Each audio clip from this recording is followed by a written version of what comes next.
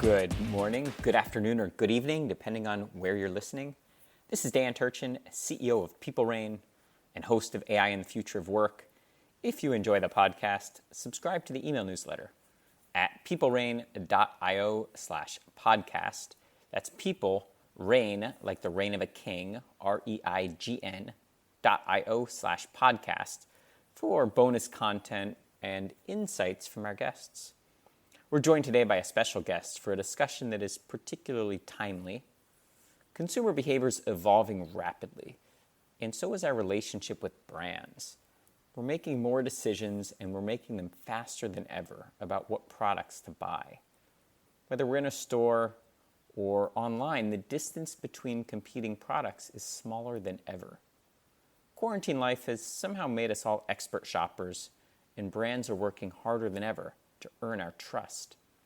Increasingly, the most successful retailers and consumer packaged goods companies are investing in technology to keep us engaged and loyal. One of the companies at the forefront of this trend is using AI to help marketers understand how we buy. I'm pleased to be joined by Diane Keng, CEO of Breinify. In the interest of full disclosure, I'm an investor in Breinify through Sterling Road, a seed fund where I'm an LP. Without further ado, Diane, welcome to AI and the Future of Work. Yeah, well, first off, Dan, thanks for inviting me on. It's super exciting, and we're glad to have you as part of the Breinify journey, and we're really excited for all that's to come. So a little bit about myself. My name's Diane. I'm the CEO and co-founder here at Breinify.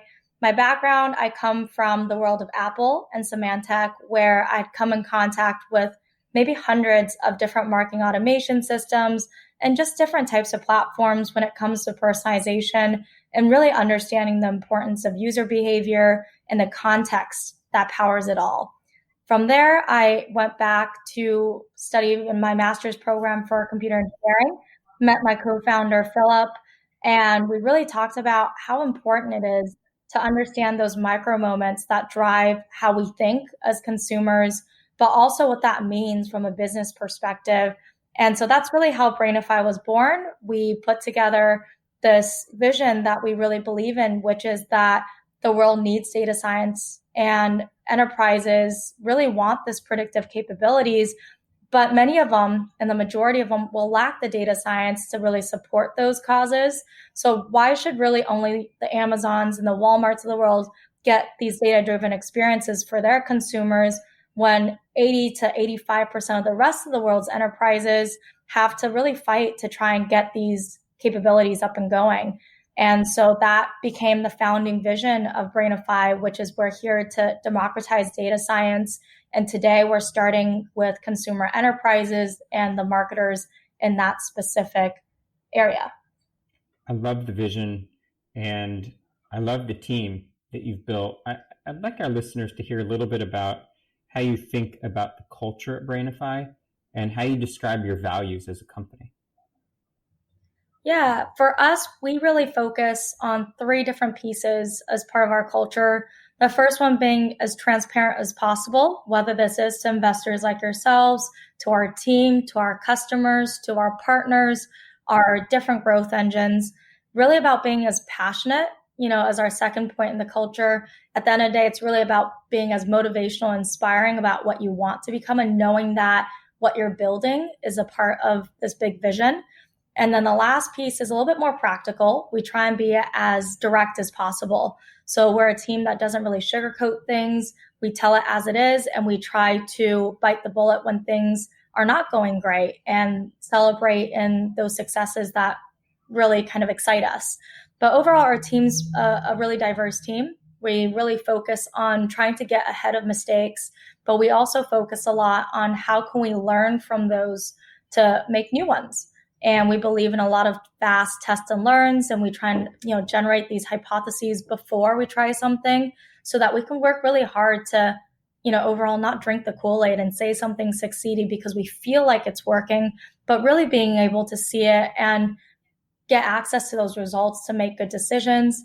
And I would say probably for Breinify, really where we found success. And the main reason is that we're really powered by the way that we think. We're a very goal-oriented team. What that means is we're always preaching to, my co-founder, to myself, to our team, that at the end of the day, it's really important to understand the reasoning and the point of what you're working on or building, whether you're in sales, product, data science.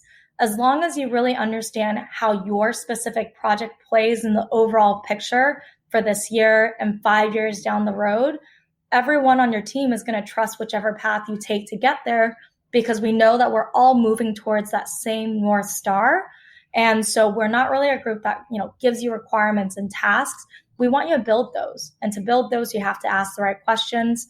So at the end of the day, those are really our values here at Breinify and the culture that we've cultivated, that we really work hard to push, especially as we're doubling and tripling in just the team size of where we are. I know you really live those values. I'm always impressed that in the investor updates, you're always, like you said, very candid. And the progress that you've shown over the years is amazing. You and the team have accomplished a ton in a small bit of time. Which of those accomplishments are you most proud of? Yeah, I guess for me, it really boils down to two specific moments. The first one is just becoming the backbone of digital innovation for our partners like Bevmo, which is the largest alcohol retailer here on the US West Coast, knowing that, our solution has really come a long way, and just the joy that it brings to people and how we're shifting the mindsets of how marketing and how AI should be handled versus confining people to a set of rules and restrictions on how to make AI work. Then the second piece that I'm really proud of is just how fast our team of Brainiacs is adapting. I always joke with my team, and they hear this all the time, which is I always tell everyone this is the year of the new, right? We have new funding, we have new teammates, we have new challenges, new feature requests, and a lot of new processes which we didn't have in place, right? And this is the time to scale. So those are really the two things I think that, at least from accomplishments from Breinify, that really makes us who we are. Let's take that case study of Bevmo. I know that's a great win and you had great joint success. Tell our listeners a little bit about whose life you make better at Bevmo. Obviously, the consumer, but within Bevmo, your customer. What has the Breinify product done for internal marketing process at Bevmo? Yeah, for sure. So from a Bevmo standpoint, we enable them to have predictive personalization at scale. And we help to drive experiences across email, web, text messaging, any sort of direct to consumer that they have. We're the brain powering the intelligence and the brilliance behind those experiences in hand with the marketers. And it's really relevant for their end customers, which helps drive for their business objectives. But overall, what we've developed here at Breinify is a turnkey, enterprise-grade, plug-and-play AI platform that helps marketing teams from the CMO to the marketing managers to ops to really launch experiences that are laser-focused on goals rather than having these individuals spend all their time in generating rules and thinking of edge cases for all the different experiences that they're trying to run. And so the results are pretty astronomical. We help drive over 51% year over year in online sales, millions in incremental new sales, all within the first months of launch. Now we're the preferred vendors of partners like Bevmo, but also the world's largest consumer packaged good conglomerates all around the world, actually. But not just with Bevmo, all of our customers that partner with Breinify, they get this amazing opportunity to experience what I would like to call an educational mind shift, right, on how AI technology is supposed to help you. I think within this space and this kind of era, there's a lot of messaging out there about how AI is supposed to be helpful. But at the end of the day, it really comes down to, it's really tough if you're not classically trained with a data science background to work with data, figure out what algorithms to use, how to test it, and set up all those systems. And it just really bogs people down. And so where we come in is we re-educate and say, yes, given all the technologies that you used in the past, it's really about setting rules, working within the confines of that siloed of data and solution that you have. And with Brainify, we're telling them, hey, throw what you know about how you work with traditional technology out the door. Tell me what will move the needle for you. What is the goal that if you could have today, that will be the golden ticket for you, that it's going to, raise you up in your company. Let's talk about that. Then let's have the AI go backwards and find patterns and anomalies that really support those causes. Instead of saying, here's a set of data, do something with it. Let's focus on the goals and move backwards and say, given the data that you have, this is what we can do from day one. But here are other suggestions of data points that we can feed into the system. And so that's what really makes, I think, Brainify help a person's life work better, right? We're hand in hand. So we're the right-hand person for that marketer. They get all the credit of successes without having to put in those amount of time. And by working with us here at Brainify, our partners are able to launch in 14 days or less. They save huge amounts of time by streamlining their personalization processes and expanding into, back into the house, whether it's driving engagements for consumer packaged goods, driving checkouts for retailers. And most importantly, it really helps to blow their business objectives out of the water. And best of all, it does it all ahead of time. So here in lockdown, I'm enjoying my quarantinis, and I'd say I'm building a better relationship with Bevmo than I've ever had before. Not too proud to admit that. So now from the other perspective, so as a consumer, how might Brainify benefit me, and how does Brainify AI impact maybe the decisions I make or my relationship with a vendor like Bevmo? Yeah, for sure. I mean, at the end of the day, the pandemic is something that, we shouldn't take lightly. It's impacting every single person all around the world, and it changes our behavior, but also in how we think and the preferences and what we're looking for. So, just thinking about you and I and how we experience and go through these moments, especially with shelter in place, other consumers are at home and they're eager to have content and experiences that are really relevant, but they're also willing to discover new things and really take the time to fall in love with brands that care.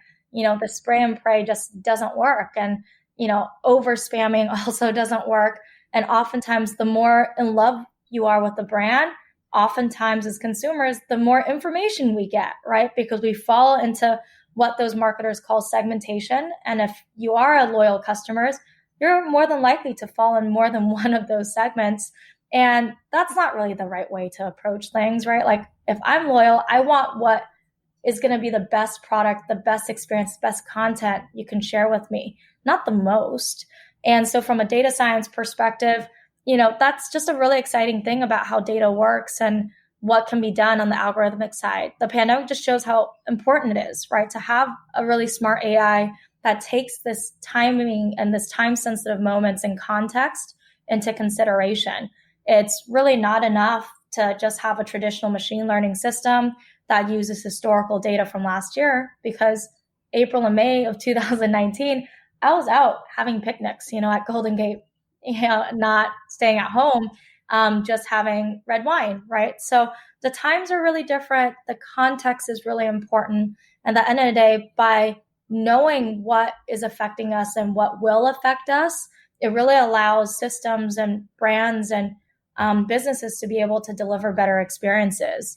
And so I think when we think about kind of being in quarantine and some of the changes that people may look as temporary, and we're trying to think about, how can this be a learning experience going forward and what will be permanent?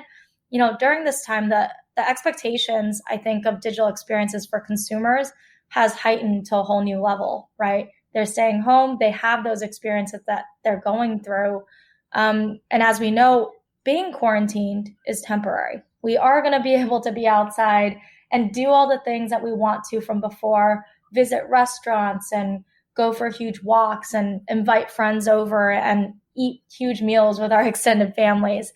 But the expectation of the relevancy and the experiences is actually here to stay. It's not going to decrease because people get to be outside, but it's actually the fact that the baseline for what people are going to be expecting from their brands is going to set the new precedents going into this new year and the years to come. So let's dive into a topic that our listeners are very familiar with. I'd love to get your perspective on this. all AI is first and foremost a data problem. And part of that problem is how and where we store the data, who owns it, and how it can be shared.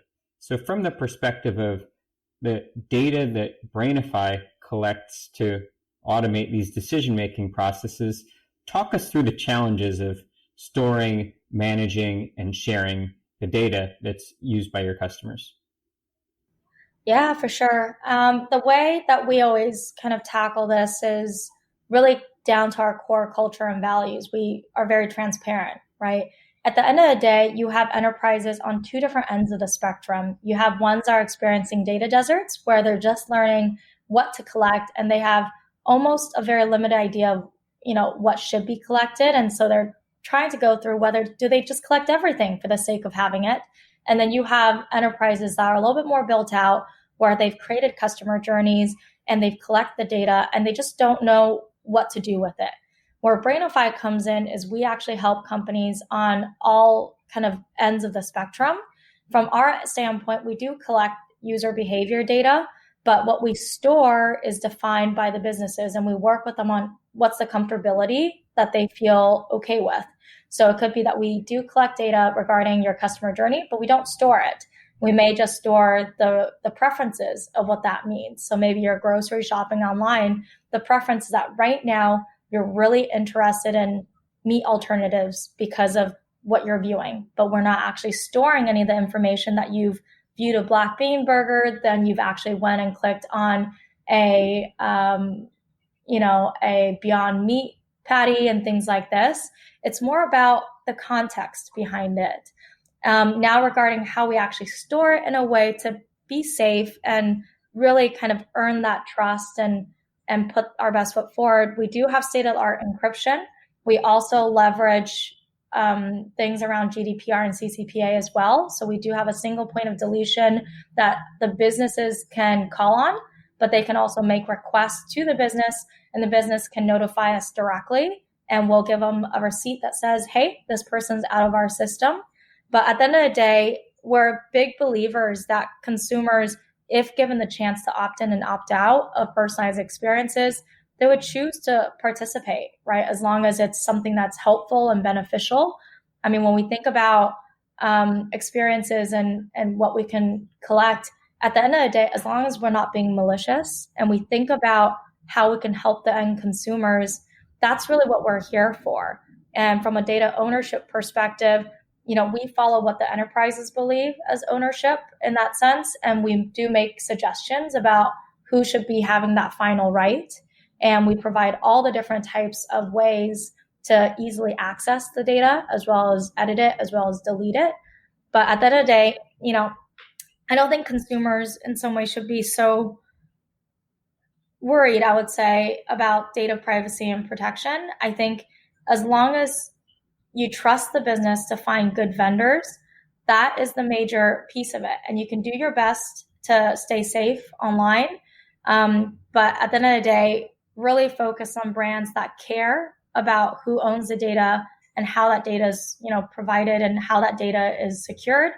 And from a vendor perspective, we do our best to make sure we're earning that trust and not misplacing it. So you talked a little bit about that call it the data journey. I look at a black bean burger and maybe that indicates I have a preference for something else. Talk us through that data journey in more detail, and specifically, what are the data signals that Breinify is collecting that might have predictive power? Yeah, it really depends on the brand that we're working with. If they're more of a retail that's transactional, the customer journey tends to be around things on page visits and products and various types of that e-com experience, like add to cart and checkouts. If you are on the CPG side, then it tends to be around loyalty and driving more of that experience to create stickiness so that they're coming back to view those content that could be around blogs or recipes, for example, if you're in food or beverage, consumer packaged goods.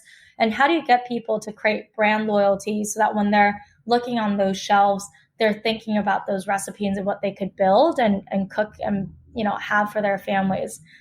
Now, from a digital signal standpoint, that really helps to understand this consumer journey. there's always what we call a standard that's been created by the brand. Most of our partners are larger enterprises, so they've already put some effort into there, and we're there to build on top of that or make suggestions of what the AI has noticed to be successful and move backwards into those data pieces.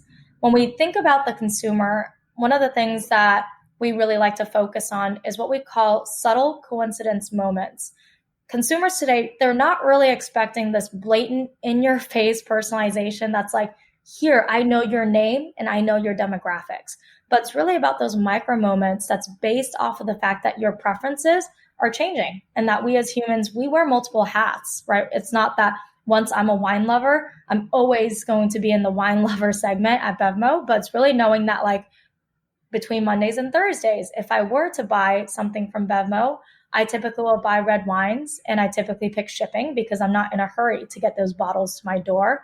But if it's a Friday, I may be interested in getting a bottle of whiskey delivered to our office once we're able to get back to our office to celebrate. And then maybe on weekends, I'm more interested in getting a case of beer because it's the longer weekend, or maybe that weekend happens to be really hot and there happens to be a music festival that's happening. And so the combination of that context means that I'm more interested in a bottle of champagne. So this dynamic preferencing of understand what we want is what I think consumers are really expecting. At least when I think about myself as a consumer, that's what I would want. Like I wouldn't always want wine or always, offers that fit around this, but really kind of thinking about those data signals. And, customer journey signals are just one piece about, and you can always expand the amount of data that you can collect. But at the end of the day, what's more important is how that business activates that data and what they do with those signals. And what really helps the brand engage consumers the right way is being able to proactively apply that context per individual at scale. And that's where, a partner like Breinify is really helpful with. One of the things that has impressed me about watching you as a leader is that you always project confidence, and no one would ever, doubt your ability to lead the team despite you being a first-time CEO. Which I've been there, and I know how challenging it is to always project that air of confidence. Talk to us about kind of your superpower and what advice you have for other first-time CEOs. Yeah, I would say confidence definitely is not an easy thing to always have. And so I think it's really, really important that confidence is one aspect of, I think, what people look towards in a leader. Another one is the ability to trust your decisions, or as some people like to call it, trusting your gut, right? At the end of the day, you have to be able to ask the right questions to be able to prescribe the right decisions. And so one of the pieces of advice that I've really learned over the last kind of few years is just keep pushing on asking the right questions and building kind of your thought process around that. And then from a personality standpoint, one piece of it that I wouldn't say I've mastered, but a piece I'm really pushing myself to learn and absorb is this aspect around vulnerability. I think as a team, it is not the right approach to always say everything's going to be fine and great. Your team knows that everyone goes through different hardships and they want to be there to experience those with you, just like you're there to experience it with them when things aren't going so great.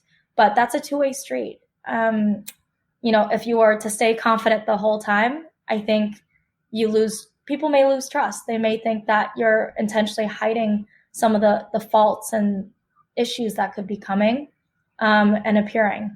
So I would say as a first-time CEO, one of the two main things that I've picked up in my journey so far, one, trust your gut. Make sure you ask the right questions. Secondly, really think about, vulnerability is not a weakness. There are times you will break down. Make sure that, you're not hiding it from their team. I mean, don't bawl your eyes out right in front of your team. But at the same time, don't expect that they don't want to hear about hard things that's going on, right? Like they want to experience these things with you. And so that kind of brings us to what makes, I guess, the best decisions I've made so far for the company really is just being really critical about who's on our initial team. our team is small, but really mighty because we put a lot of thought into who's the foundation of the company. At the end of the day, you have visions and you have products and you have solutions and you have features and you have customers, but the people that help you achieve these are the people that you formulate around yourself. So find people that are successful, learn from them, and learn to be critical about who you have as your first initial kind of 25 members of your team, because those individuals will form the foundation of the culture and what you want to instill going forward. Great advice. Good wisdom there, Diane. We're almost out of time, but I got to get in this one last question. As the father of two daughters in Silicon Valley, we've done a terrible job of cultivating the next generation of great female CEOs and founders and leaders. What would you say to, let's say my kids aren't yet in high school, but soon they'll be in high school. What would you say to females who are looking for role models and just don't feel like they're capable of achieving what Diane Keng has achieved?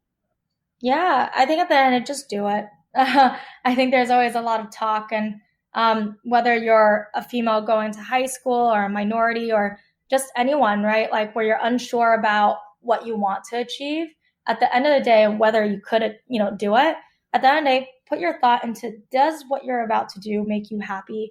And do you think it's going to affect others that are experiencing that same exact pain point? And if the answer is yes, and you're in high school of all things, you have really nothing to lose, right? Like you have a great supporting system. You are able to just be as creative as possible. And at the end of the day, it's all about what inspires you and what motivates you and going beyond just the talk, right? Ideas are a dime a dozen. Everyone has ideas about how to change something, and shoulda, coulda, wouldas about if they had this, it would have made their life so different. All those people, they're just talking. So if you want to be someone that can make a difference, at the end of the day, just do it. Guess what? If it's a mistake, learn from it. Then repeat, iterate, get better, adapt. Don't get stuck in the way of thinking.